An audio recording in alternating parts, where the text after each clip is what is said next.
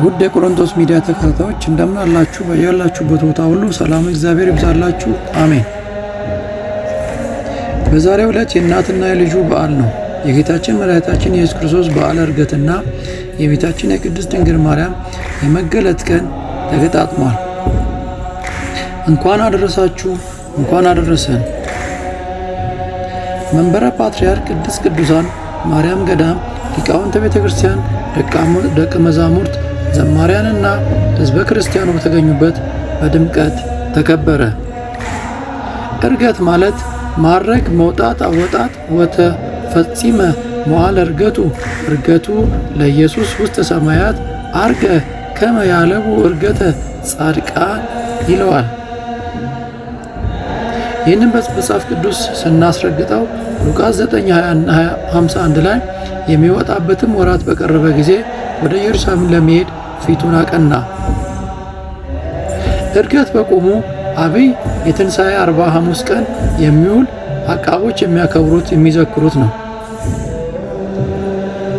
ከመወለዷ በፊት ስትታሰብ የኖረች፣ ስትጸነስም የጋረዳት፣ ስትወልድ የጠበቃት፣ ከወሊድ በኋላ በእቅፏ የነበረና በግብፅ ስደት ያልተለያት፣ በደብረ ምጥማቅ አብሯት የነበረ ለ120 ቤተሰቦች ሰብሳቢ ሆና የጠበቀችው እርሷ የጌታችን እናት አልተለያትም።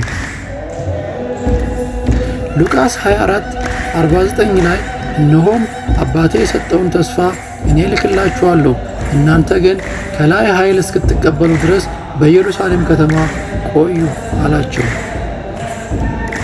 እመቤታችን ቅድስት ድንግል ማርያም አንድያ ልጇን ዓለምን ዋጀ፣ የሰውንም በደል ረስቶ ጽድቅን ውርደትን አንስቶ ክብርን በሞቱ ሞትን ድል ነርሶ ጠላታችንን ዲያብሎስን አሸንፎ ለሰው ልጆች የዘላለም ክብርን አጎናጸፈ። እርሱ የዓለም ብርሃን፣ እርሱ መንገድ ነው። እርሱ ምድራዊ ሳይሆን ሰማያዊ የዘላለም ንጉሥ መሆኑን አስተምሮ በክብር ወደ አባቱ አረገ፣ በቀኙም ተቀመጠ፣ ለፍርድም ይመጣል። የዛሬው የእመቤታችን በዓል ደብረ ምጥማቅ ይባላል። ደብረ ምጥማቅ ማለት መገለጥ ማለት ነው። በግብፅ የሚገኝ ቦታም ስም ነው።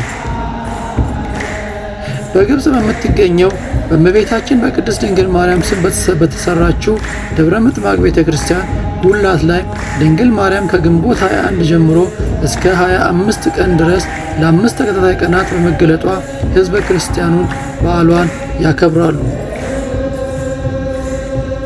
ራእይ 12:1 ታላቅ ምልክትን በሰማይ ታየ፣ ፀሐይ ተጎናጽፋ ጨረቃ ከእግሮቿ በታች ያላት፣ በራሷም ላይ የ12 ከዋክብት አክሊል የሆነላት አንዲት ሴት ነበረች ይለናል።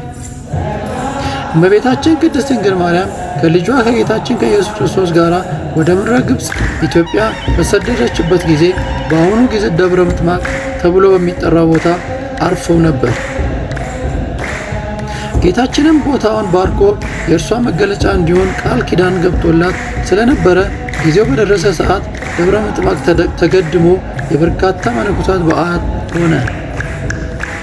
በምድረ ምጥማቅ እመቤታችን ቅድስት ድንግል ማርያም ብርሃን ተጎናጽፋና በሰራዊት መላእክት ታጅባ ተገልጣለች።